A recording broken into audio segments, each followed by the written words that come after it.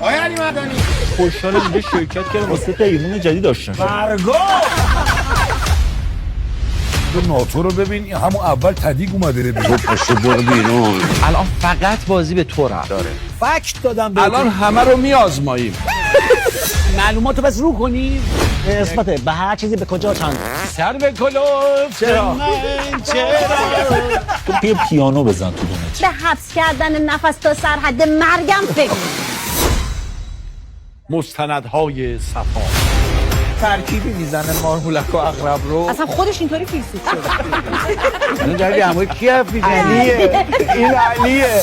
وای این با هیچ ذهنی جور در نمیاد. به من میاد ناتوی این بازی داره با ذهن همه بازی میکنه.